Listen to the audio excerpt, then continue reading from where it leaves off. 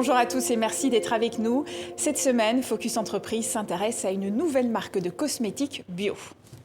En janvier 2020, Juliette Layet et Marie Belil quittent leur emploi dans des grands groupes pour se lancer dans une nouvelle aventure. En plein confinement, le fabriqué local est sur toutes les bouches, mais de nombreux produits made in France contiennent des ingrédients qui viennent du bout du monde, comme l'aloe vera ou encore le beurre de karité, alors que dans nos campagnes, il y a des actifs de qualité exceptionnelle, comme la spiruline en Bretagne, la châtaigne en Corrèze, la prune ou encore le raisin.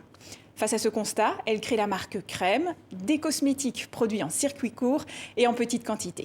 Juliette Layet est notre invitée, elle nous explique les défis qu'elle a relevés.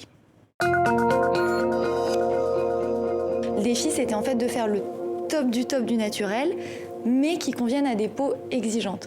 Donc on s'est entouré d'une équipe de microbiologistes et de formulateurs.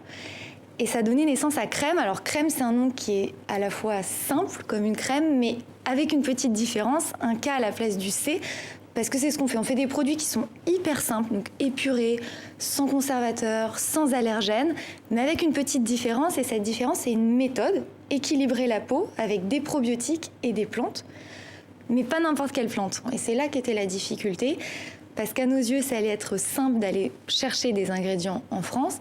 Et en réalité, c'est pas si facile. Je vous donne un exemple, la spiruline, qui est une algue un peu tendance, détoxifiante, qu'on trouve dans l'alimentaire en cosmétique.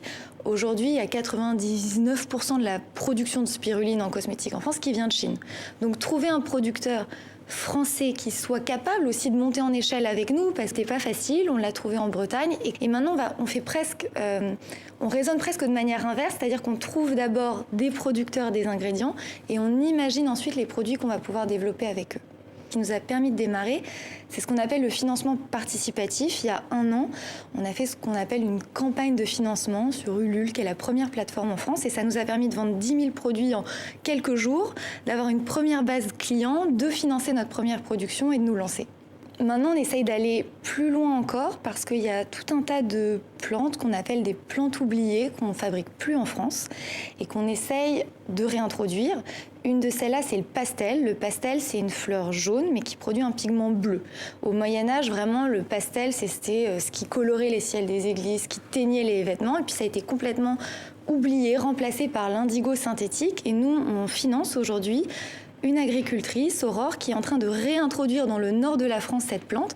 Et l'idée ensuite, c'est d'imaginer un produit avec elle, probablement un masque pour la peau, à partir de cette plante qu'on réintroduit en France.